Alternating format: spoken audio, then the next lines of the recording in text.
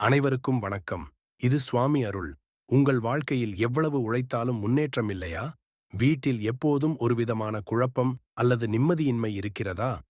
இதற்கு பல காரணங்கள் இருக்கலாம். ஆனால் ஆன்மீக ரீதியாக மிக முக்கியமான ஒரு காரணம், உங்கள் குலதெய்வத்தின் அருள் உங்கள் வீட்டிற்குள் முழுமையாக கிடைக்காமல் இருப்பதுதான்.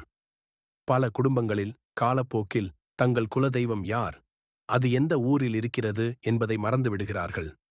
குலதெய்வம் தெரியாமல் நான் எப்படி கும்பிடுவது என்று வருத்தப்படுபவரா நீங்கள்? கவலைப்படாதீர்கள். உங்கள் குலதெய்வத்தை கண்டறிய 3 எளிய வழிகள் இதோ. முதல் வழி, உங்கள் முன்னோர்களின் ஊர்.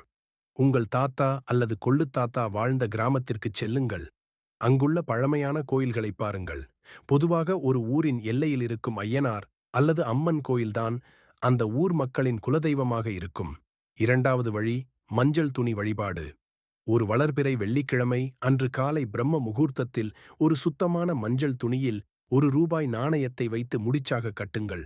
அதை உங்கள் பூஜை அறையில் வைத்து, என் குலதெய்வமே, நீ யார் என்று எனக்கு காட்டு என்று மனமுருகி வேண்டிக் கொள்ளுங்கள்.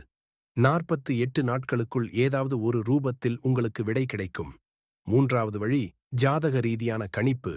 உங்கள் ஜாதகத்தில் 5 மற்றும் 9ஆம் இடத்தைக் கொண்டு உங்கள் குலதெய்வம் ஆண் தெய்வமா அல்லது பெண் தெய்வமா என்பதை ஒரு நல்ல ஜோதிடர் மூலம் துல்லியமாக கணித்து விடலாம்.